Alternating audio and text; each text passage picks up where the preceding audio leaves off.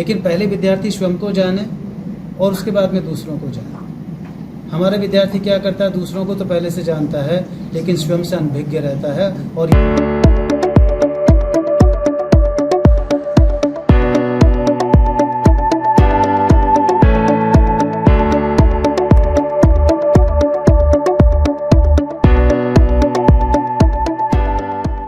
देखिए, मेरी जो 3 या 4 प्राथमिकताएं हैं उसमें यह है, सबसे पहले शिक्षकों की भर्तियां करना और शिक्षार्थियों की संख्या में इजाफा करना, ये प्रथम प्राथमिकता रहेगी।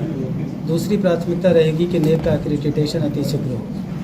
तीसरी प्राथमिकता रहेगी कि हमारे यहाँ पर NEP इम्प्लीमेंटेशन अतिशीघ्र हो। चौथी मेरी प्राथमिकता रहेगी कि विश्वविद्यालय में डिजिटलाइजेशन हो, और ये डिजिटलाइजेशन किसी एक कंपोनेंट को कवर नहीं करे बल्कि विश्वविद्यालय के जो 3-4 कंपोनेंट हैं, चाहे वो अकाउंट्स हो, चाहे वो रिसर्च हो, चाहे वो टीचिंग हो, सभी कंपोनेंट्स को कवर करे।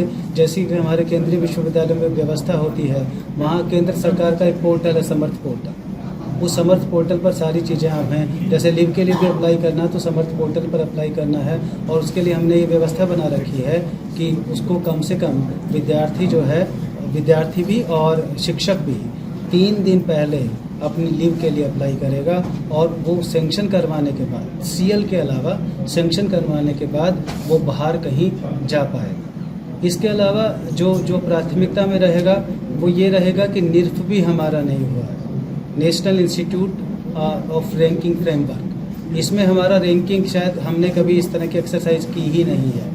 प्रयास ये रहेगा कि उसमें भी हम पार्टिसिपेट करें। तो इसी के साथ साथ सारी समस्याएं जो मैंने विस्तार से आपको बताया, ये जो 4 प्राथमिकताएं हैं, इनमें करीब करीब सारी चीज़ें कवर हो जाती हैं। ये मेरा प्रयास रहेगा, और मैं प्रयास करूंगा कि इस साल में के अंत तक नहीं तो अगले साल के प्रारंभ में इन सारी समस्याओं के एक सॉल्यूशन करने की दिशा में मैं तब तक अग्रसर हो पाऊंगा। ये मेरी आशा है, और आप सब लोगों का सहयोग समय समय पर मिलता रहेगा। मैं आगे भी बढ़ता रहूंगा और आप मेरे को पुशअप भी करते रहेंगे, ये भी मेरी अभिलाषा। देखिए, हाँ, AI का चैलेंज निश्चित रूप से आपने अच्छा याद दिलाया, बहुत बड़ा चैलेंज है शिक्षा के क्षेत्र में। क्योंकि अगर AI इसी तरह से काम करता रहा तो एक समय ऐसा आएगा कि हम मानसिक रूप से गुलाम हो जाएंगे, और वो मानसिक गुलामी हमारी सबसे बड़ी त्रासदी होगी। इसलिए मैं ये समझता हूँ कि इसके लिए हमें AI का किस तरह से क्रिएटिव और क्रिटिकल यूज़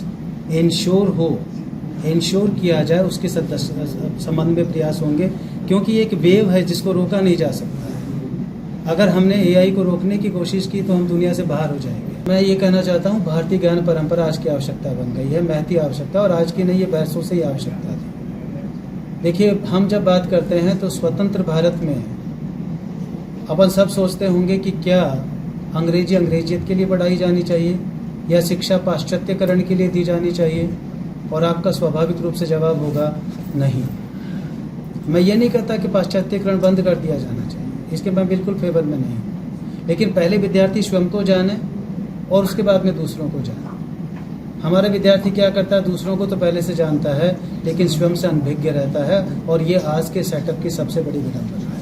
इसलिए IKS को प्रारंभ करना, क्योंकि देखिए उससे क्या, छात्र में खुद में गौरव का भाव जागृत होता है। कल हमारे संकाय की बैठक हुई तो हमारे एक संकाय सदस्य ने कहा कि वो संभव नहीं है। वो एक विषय के लिए थी नाम, लेकिन मैंने उनके विषयों के 2-3 नाम उनको बताए तो वो कन्विंस हुई, और मैंने कहा ये समुद्र है IKS, आप ये मत जानिए। और IKS के बाद ChatGPT में IKS के बारे में जितना नॉलेज है, जितना स्पेक्ट्रम है, जितना समुद्र वो है, कहीं जाने की जरूरत ही नहीं है। मैं बताऊंगा, अगर आपने निरुक्त की बात करी है, निरुक्त हैं जिसके जो हमारी वैदिक वोकैबुलरी कह सकते हैं, उन निरुक्त के बारे में भी ChatGPT में है। तो ये कहना कि हमारे पास ज्ञान नहीं है IKS के बारे में, इसलिए हम उसका कोर्स निर्माण नहीं करेंगे। देखिए, मेहनत तो करनी पड़ेगी, क्योंकि परिवर्तन आएगा तो मेहनत करनी पड़ेगी, और मेहनत करनी पड़ेगी तभी बदलाव भी होगा। लेकिन मेरी पक्की मान्यता है कि जिस तरह से हमारे पहले नालंदा और तक्षशिला प्रसिद्ध विश्वविद्यालय थे, और बाहर के छात्र यहाँ आकर अध्ययन किया करते थे, और उनका एक गौरव बढ़ा यहाँ अध्ययन के बाद, वही परंपरा ये IKS अगर इसको सही रूप में लागू किया गया और हम शिक्षकों के लेवल पर मेहनत हुई तो निश्चित रूप से शिक्षार्थी इसमें संलग्न होंगे, और भारत अपने उस गौरव को पुनः प्राप्त कर पाएगा जो गौरव भारत ने